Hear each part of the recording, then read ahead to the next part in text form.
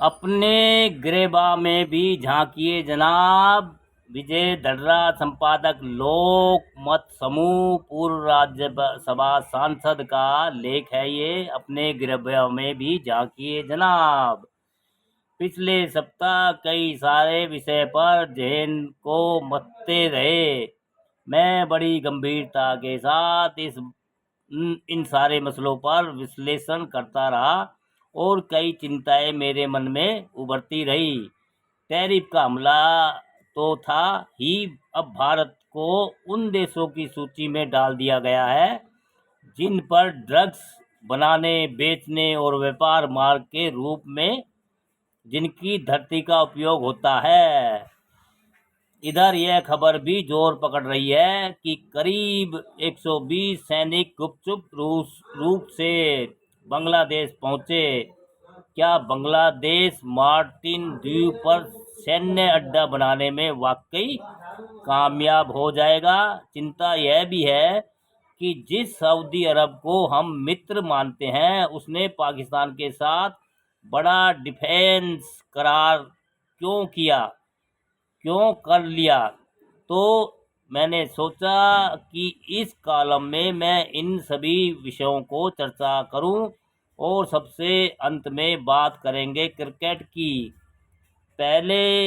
सबसे पहले बात ड्रग्स की। अमेरिका के व्हाइट हाउस ने 23 देशों की एक सूची तैयार की है और इसे अमेरिकी संसद को भेजा है। इन देशों पर आरोप है कि ड्रग्स कारोबार में किसी न किसी रूप में उनकी भूमिका है।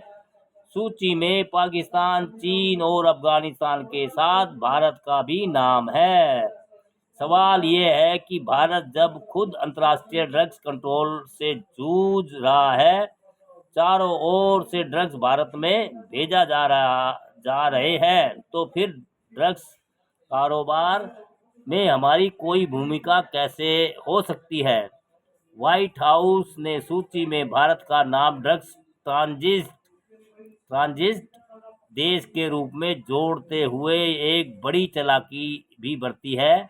ड्रग्स के खिलाफ भारत की सख्ती की सराहना भी कर दी गई है। तो सवाल पैदा होता है कि भारत की सख्ती को आप स्वीकार करते हैं, तो फिर सूची में भारत का नाम क्यों जोड़ा? आपको बता दें कि इस तरह की रिपोर्ट तब जारी की जाती है जब अमेरिकी राष्ट्रपति को किसी खास कानून के तहत कोई कार्रवाई करनी होती है। नाम जोड़ने का मतलब है कि कोई बड़ा षड्यंत्र भारत के खिलाफ रचा जा रहा है। अचरज की बात है कि अमेरिकी अपने गिरबा में झांक ही नहीं रहा है। न्यूयॉर्क जैसे शहर में ड्रग्स खुलेआम बिकता है। अमेरिका के 22 राज्यों में मारिजुआना की बिक्री और सेवन दोनों ही वैध है। कनाडा और मेक्सिको की बात तो छोड़े ही दीजिए, जहां ड्रग्स कारोबार फल फूल रहा है। अमेरिका से ही जुड़ा हुआ है। एक और मसला है, अमेरिका ने 120 सैनिक अचानक बांग्लादेश पहुंच गए और गोपनीय रूप से चटगांव के एक होटल में बसेरा बना लिया। यह इतना गोपनीय था कि होटल के रजिस्टर में कुछ दर्ज ही नहीं था। मगर भला हो उन जासूसों का जिन्होंने खबर दुनिया तक पहुंचा दी। इसके बाद अमेरिका और बांग्लादेश ने कहा कि अमेरिकी सैनिक संयुक्त सैन्य अभ्यास और बांग्लादेश की सेना को ट्रेनिंग देने के लिए आए हैं। यदि ऐसा ही था तो इतनी गोपनीयता क्यों बरती गई? अब आप एक के बाद क्या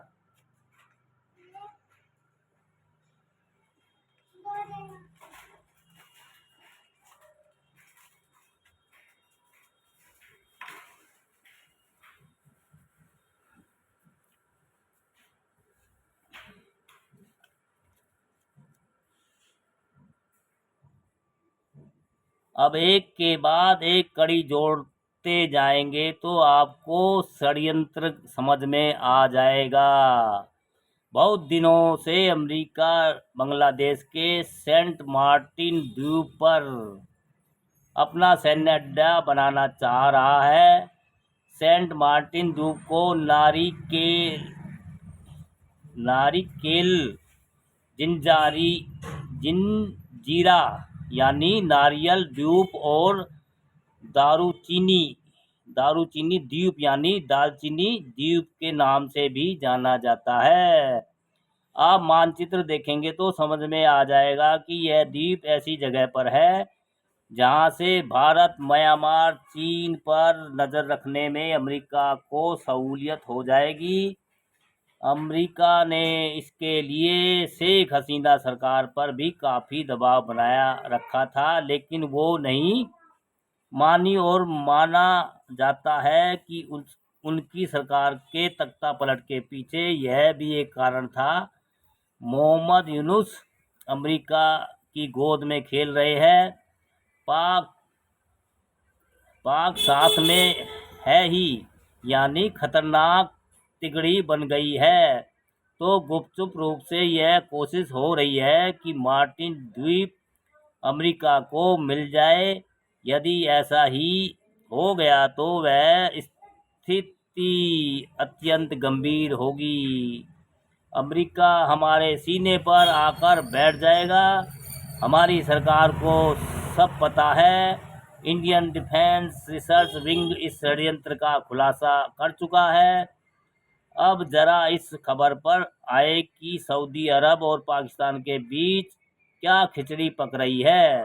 दोनों देशों के बीच एक डिफेंस करार हुआ है, जिसे सरल भाषा में इस तरह समझिए कि यदि एक देश पर हमला होता है तो उस हमले को दोनों देशों पर हमला माना जाएगा।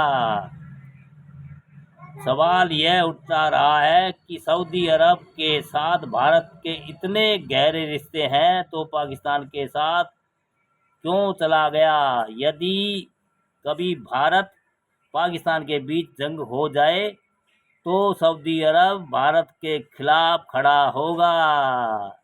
मुझे नहीं लगता है कि कभी ऐसा होगा।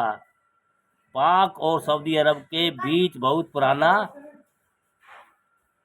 सामरिक रिश्ता है। 1998 में जब पाकिस्तान ने परमाणु परीक्षण किया था, तब सऊदी अरब के तत्कालीन रक्षा मंत्री सुल्तान बिन अब्दुल अजीज अल सऊद पाकिस्तान गए थे और उन्हें परमाणु परीक्षण स्थल से लेकर परमाणु और मिसाइल ठिकानों पर भी ले जाया गया था। और अमूमन कोई भी देश किसी विदेशी को अपने परमाणु ठिकाने नहीं दिखाता है।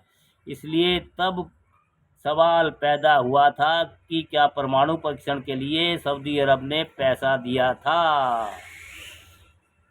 अब जो करार हुआ है उससे निश्चय ही पाकिस्तान सेना को सऊदी से खूब धन मिलेगा और उसका इस्तेमाल भारत के खिलाफ हो सकता है। मगर मेरा मानना है कि करार की असली वजह है अमेरिका है, जिसकी बढ़ती अविश्वसनीयता के कारण अन्य खाड़ी देशों के साथ सऊदी को भी लग रहा है कि वक्त आने पर पता नहीं अमेरिका साथ दे या नहीं। यह करार वास्तव में विकल्प की तलाश है। यह मामला चीन की तरफ झुक सकता है। और सबसे अंत में बात क्रिकेट की। मेरे कई पाकिस्तानी मित्रों ने कहा है कि भारतीय खिलाड़ियों ने हाथ नहीं मिलाकर क्रिकेट के सम्मान को बट्टा लगाया है। मैंने उन्हें बस इतना कहा कि जनाब, जब दिल ही नहीं मिल रहे हैं तो हाथ मिलाने या ना मिलाने की चर्चा क्यों करें। हम नियमों से बंधे थे, इसलिए आपके साथ खेले, वरना खेलने की जरूरत ही क्या थी। दोस्तों, विजय धर्रा, संपादक लोक मत समूह, पूर्व राज्यसभा सांसद जी का लेख है। अपने गिरेबा में भी झांकिए जनाब। हाँ जी, जानकारी और वीडियो अच्छी लगती है तो लाइक कमेंट शेयर भी करते रहिए दोस्तों, हौसला बढ़ाते रहिए।